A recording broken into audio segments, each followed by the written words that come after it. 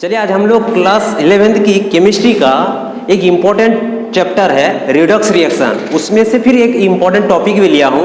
क्या है? Oxidation number कैसे निकाला जाता है। ऑक्सीडेशन नंबर को हिंदी में क्या बोलते हैं? ऑक्सीकरण संख्या। इसको निकालने के लिए कुछ रूल्स होते हैं, एक एक रूल यहाँ पे है। देखो पहला क्या बोल रहा है, मुक्त अवस्था में सभी तत्वों की ऑक्सीकरण संख्या कितना माना जाता है? 0। अब पहले मुक्त अवस्था क्या होता है जानना पड़ेगा, जिसको इंग्लिश में फ्री स्टेट बोलते हैं। फ्री स्टेट मतलब जो भी तत्व किसी दूसरे के साथ जुड़े नहीं है। जैसे हम लोग कितने तत्व अब तक पढ़ चुके हैं? 118। सपोज मैं ले रहा हूं, कौन सा लिया? H2 लिया। बताओ H2 अभी अकेले है कि किसी के साथ जुड़े हैं? तो ये उसका मुक्त अवस्था कहलाएगा। कौन सी अवस्था कहलाएगा? मुक्त अवस्था। मुक्त अवस्था समझ में आया? तो इसकी ऑक्सीकरण संख्या कितना माना जाएगा? 0। सिमिलरली Cl2 के लिए भी कितना होगा? 0। N2 के लिए भी 0। मुक्त अवस्था का समझ में आया कि नहीं? क्लियर ना पहला पॉइंट सबको? अब सेकंड पॉइंट में आते हैं। मैं फर्स्ट पॉइंट को मिटा दे रहा हूं। सेकंड पॉइंट क्या कह रहा है? देखो सेकंड पॉइंट क्या बोला है, हाइड्रोजन के लगभग सभी यौगिकों में इसकी ऑक्सीकरण संख्या कितना माना जाता है? +1। हाइड्रोजन के जितने भी यौगिक बनते हैं लगभग सब में हाइड्रोजन का ऑक्सीकरण संख्या कितना मानते हैं? +1। लेकिन कुछ कंपाउंड होते हैं, कुछ यौगिक होता है, जैसे कि lithium hydride, sodium hydride, potassium hydride, ये सब में हाइड्रोजन का कितना माना जाएगा? -1। ऑक्सीकरण संख्या कितना मानेंगे? -1। समझ में आया कि नहीं? बाकी जितने भी कंपाउंड है, जैसे कि सपोज हमने H2O लिया, इस केस में हाइड्रोजन का कितना मानेंगे? +1। समझ रहे हो? लेकिन LiH, NaH, KH में H का कितना मानेंगे हम लोग? -1। सेकंड पॉइंट का क्लियर हुआ सबको ना? अब थर्ड पॉइंट पे आते हैं।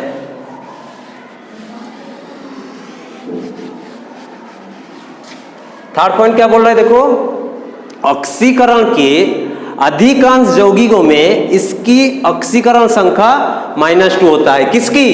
ऑक्सीजन की। किसका? ऑक्सीजन का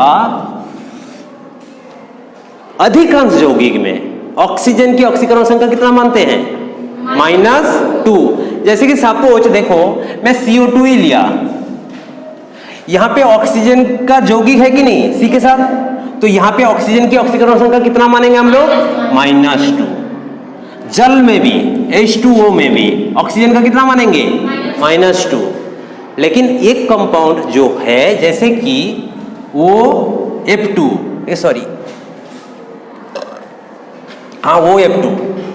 OF2 एक यौगिक लिया मैंने, कौन सा? OF2। इस केस में ऑक्सीजन की कितना माना जाएगा? +2। इस केस में कितना मानेंगे हम लोग? +2, क्योंकि फ्लोरीन सबसे ऋणात्मक तत्व है, ऋणायन होते हैं। तो फ्लोरीन का कितना होता है? -1। तो यहाँ पे कितना चार्ज हो गया? -2, इसलिए +2 ऑक्सीजन का होगा। किस केस में +2 हुआ? समझ में आया? ऑक्सीजन का। हाइड्रोजन का भी किस केस में +2 होगा? क्लियर हो गया सब लोग को? इसके बाद चौथे पॉइंट पे आते हैं। चौथे पॉइंट में क्या बोल रहा है? चौथा पॉइंट क्या बोला? देखो क्षारीय धातु कौन होते हैं? लिथियम, सोडियम, पोटेशियम के यौगिक में इनकी ऑक्सीकरण संख्या कितना माना जाएगा? +1। क्षारीय धातु का कोई भी यौगिक हो, उसमें लिथियम, सोडियम, पोटेशियम की ऑक्सीकरण संख्या कितना मानेंगे? जैसे कि क्षारीय धातु का एक यौगिक लेता हूं मैं, सपोज Na के साथ ऑक्सीजन का रिएक्शन करवा दिया तो क्या बन गया मेरा? Na2O। अब इस केस में ऑक्सीजन का क्या होता है बताओ? -2। तो ये क्या होगा? +1, दो मिलके। तो देखो तो इस यौगिक में सोडियम का कितना मान रहे हैं? +1। यही चीज कह रहे हैं वो क्षारीय धातु का। क्षारीय धातु का ऑक्सीकरण संख्या कितना मानते चलेंगे हम लोग? +1। सबको क्लियर हो गया चौथा पॉइंट? इसके बाद पांचवा पॉइंट में चलते हैं।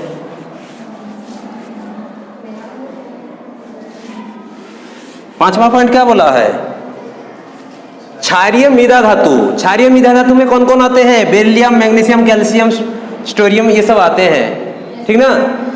कुछ यौगिक में इनकी ऑक्सीकरण संख्या कितना माना जाएगा? +2। क्षारीय धातु का कितना माने थे? +1। क्षारीय मृदा धातु का कितना मानेंगे? +2। जैसे कि सपोज एक एग्जांपल ले लेते हैं हम MgO। इसमें Mg का कितना होगा और ऑक्सीजन की कितनी होती है? -2। समझ रहे हो? इसके बाद लास्ट में क्या दिया है? फ्लोरीन की ऑक्सीकरण संख्या इसके सभी यौगिक में कितना होता है? -1। ठीक। और के बाद 7वां पॉइंट क्या बोल रहा है? सभी यौगिकों में ऑक्सीकरण संख्या कितने होते हैं? 0। जैसे कि सपोज मैंने एक यौगिक ले लिया NaCl का। NaCl, अब बताओ NaCl में सोडियम की ऑक्सीकरण संख्या कितना होता है? क्यों? क्योंकि सोडियम क्या होता है? क्षारीय धातु। अभी क्षारीय धातु का हमने क्या बोला था? +1 होगा। तो ये जब +1 है तो क्लोरीन का क्या होगा? -1। तो बताओ +1 और -1 मिलके कितना हुआ? 0। तो यौगिक की जो ऑक्सीकरण संख्या कितना हो गया? 0। ये पॉइंट का मतलब यही कहना चाह रहा है। समझ में आया कि नहीं सबको ना?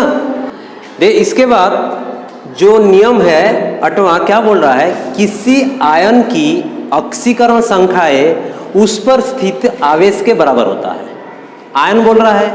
जैसे कि सपोज मैंने आयन एक ले लिया Cl-। ठीक। Cl के ऊपर कौन सा आवेश है? माइनस आवेश है। तो इसकी ऑक्सीकरण संख्या क्या होगा? -1 होगा। माइनस मतलब क्या है? 1। तो इसकी ऑक्सीकरण संख्या तो कितना हो जाएगा? -1। यही पॉइंट कह रहा है। नहीं समझा क्या? किसी आयन, इस केस में आयन कौन है? Cl-, उसका जो ऑक्सीकरण संख्या उसमें जो उपस्थित आवेश है उसके बराबर होगा। सब SO4 -2, इसका ऑक्सीकरण संख्या कितना होगा? -2। ये पॉइंट का मतलब समझ में आ गया कि नहीं? अब तीसरा पॉइंट क्या बोल रहा है? उसके बाद वाला पॉइंट क्या बोल रहा है? किसी आयन में उपस्थित परमाणुओं की ऑक्सीकरण संख्याओं का योग उस आयन की ऑक्सीकरण संख्या के बराबर होता है। इस पॉइंट का मतलब क्या है? जैसे कि सपोज मैंने SO4 ही ले लिया, SO4 -2। इसमें मेरे को सल्फर का ऑक्सीकरण संख्या निकालना है। तो पता तो नहीं है, तो क्या करेंगे? सल्फर को X मानेंगे प्लस किसी यौगिक में ऑक्सीजन जब रहता है उसकी ऑक्सीकरण संख्या कितना होता है? अभी नियम में पढ़े कितना? -2। तो इस केस में कितने ऑक्सीजन है? 4। तो 4 के साथ कितना इंटू करेंगे? -2। समझा? बराबर इसमें इसके आवेश कितनी दिया है? इसके बराबर होंगे। समझ में आया कि नहीं? तो यहाँ पे x की वैल्यू निकालेंगे तो कितना होगा बताओ? x + -8 इक्वल्स टू कितना हुआ? -2। तो x इक्वल्स टू -2 + 8 कितना हो गया? 6। ये पॉइंट का मतलब यही है। ऊपर में -2 रहेगा तो -2 के बराबर होगा। यहाँ पे कुछ नहीं रहता तो कितना लिखते? 0 लिखते। ये पॉइंट का मतलब यही है। समझ में आया कि नहीं सबको? इसके बाद लास्ट पॉइंट क्या कह रहे हैं? ऑक्सीकरण संख्या का मान 0 भी हो सकते हैं, धनात्मक भी हो सकता है, ऋणात्मक भी हो सकता है, पूर्णांक या फिर भिन्न भी नहीं हो सकता है। समझ रहे हो? इतने सारे नियम क्लियर हो गया? इतने सारे नियम के बाद अब कुछ एग्जाम्पल करेंगे। अब ऑक्सीकरण संख्या का नियम जानने के बाद कुछ एग्जाम्पल करेंगे, उसमें ये नियम और क्लियर हो जाएगा। ठीक ना? तो पहला एग्जाम्पल लेते हैं KMnO4। इसका नाम क्या है? Potassium permanganate. ठीक। इसमें से किसका ऑक्सीकरण संख्या निकालना है? Mn का। किसका निकालने के लिए बोला है हमको? Mn की। तो एक एक रूल ध्यान में करते हुए चलेंगे। बताओ इसमें कौन कौन तत्व है? पहले देखो, कोई भी कंपाउंड का जब ऑक्सीकरण संख्या निकालने के लिए बोलेगा उस कंपाउंड में देखो कौन कौन एलिमेंट है। कौन कौन एलिमेंट है इसमें? एक पोटेशियम है और एक मैंगनीज है और एक कौन है? ऑक्सीजन है। ये तीनों तत्व है। पहले तीनों तत्व को पहचान लेना। अब किसकी निकालने के लिए बोला मेरे को? Mn का। तो Mn का निकालने के लिए जिसका पता नहीं है उसको क्या मानेंगे? X। ये तो बता दिए हैं। अब K जो है कौन सा धातु होते हैं? क्षारीय धातु। अब हमने नियम में बताए थे किसी भी क्षारीय धातु का ऑक्सीकरण संख्या कितना माना जाता है? +1। तो यहाँ पे कितना हुआ था? 1 + 1 लिखो, चाहे 1 लिखो, एक ही बात है। Mn का पता है क्या? तो उसको क्या मानेंगे? X। और हमने बोले थे ऑक्सीकरण संख्या में सबको जोड़ना है। फिर ऑक्सीजन कंपाउंड में है कि नहीं? ऑक्सीजन किसी यौगिक के अंदर रहता है तो उसकी ऑक्सीकरण संख्या कितना माना जाता है? -2। तो कितने ऑक्सीजन है यहाँ पे? 4। तो +4 × -2। ये लाइन समझ में आया कि नहीं? बराबर इस यौगिक के ऊपर आवेश कितनी है, यहाँ पे कुछ नहीं है, मतलब 0 लेना है। समझ में आ गया? अब x, तो इसको थोड़ा सा सिंप्लीफाई कर लेते हैं। 1 + x, 4 दूने 8, -8 हो जाएंगे, बराबर क्या है 0। अब x इक्वल्स टू ये कितने होंगे बताओ, 8 -7 इधर जाएंगे तो +7। x इक्वल्स टू कितना आया, +7। क्लियर हो गया? इसके बाद लेंगे हम लोग K2Cr2O7, इसमें Cr का निकालना है। इसके बाद कौन सा कंपाउंड लिया हम लोग, K2Cr2O7, ये है पोटेशियम डाइक्रोमेट। इसका नाम क्या है, पोटेशियम डाइक्रोमेट, और इसका नाम क्या था, पोटेशियम परमैंगनेट। तो इसमें Cr का निकालेंगे। तो पहले कौन कौन तत्व है लिख लेते हैं। पोटेशियम है, क्रोमियम है, ऑक्सीजन है, ये तीनों तत्व है। इसमें से मेरे को किसका निकालना है, Cr का। तो जिसका पता नहीं उसको क्या मानते हैं, X।